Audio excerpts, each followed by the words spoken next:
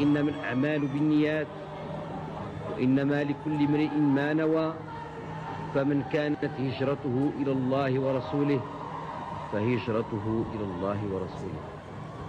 شعبي العزيز، لنجعل من هذه المسيرة هجرة إلى الله ورسوله، ولنصل الرحم، ولنسترجع الأرض، ولنبني سيرنا ومسيرتنا وخطواتنا، ولنبنيها على إيماننا بالله. تلك الليالي والأيام الغراء التي سنذكرها جميعا مع حفدتنا، والتي ستذكرها حفدتنا مع أبنائهم.